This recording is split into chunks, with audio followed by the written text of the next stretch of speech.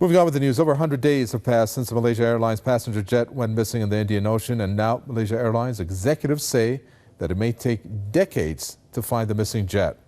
Malaysia Airlines Commercial Director Hugh Dunleavy has said that the Boeing 777 is somewhere in the South Indian Ocean, adding that he believes something unusual happened to the ill-fated plane.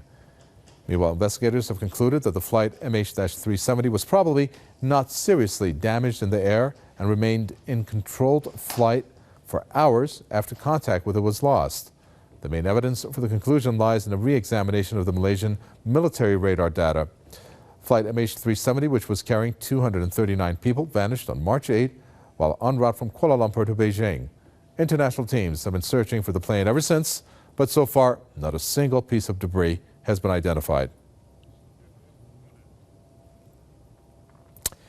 Let's bring in Jeff Brown, publisher at 44 Days Publication, who joins us on the phone to share his thoughts on this. Jeff Brown, here you have the assessment made by the CEO of this missing airliner, decades perhaps, and of course ultimately the question which has been thrown around, and I'm wondering if you have any clues.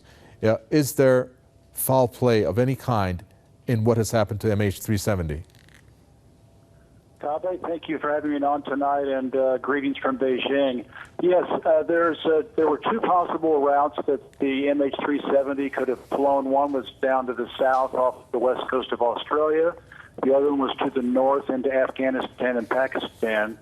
Talking about the northern route, and I think the reason why is it has been recently divulged that there were key employees of Freescale Semiconductor, Chinese employees. Four of them held patents on a very revolutionary military semiconductor chip for radar blocking. And people kept saying that, well, this plane can't go north because the radars would have picked it up. Well, just last week, 50 planes in Europe disappeared off of radar screens in one of the busiest skies in the world, most sophisticated radar and tracking equipment on the planet, and they literally disappeared off of the air traffic controller screens. And then later it came out that NATO was practicing electronic war games. So if they can block 50 planes off the screens, and makes sense they could block one plane, MH370, going north into Afghanistan and Pakistan.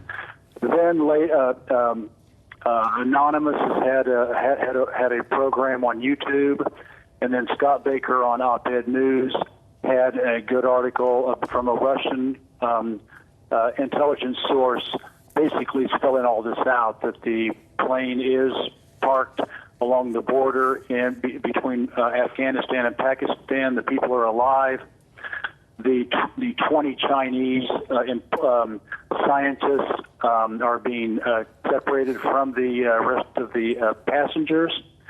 And it's pretty clear that if those guys were going back to Beijing, they had the technology to give to the People's Liberation Army, that would be something that the West would not want to happen.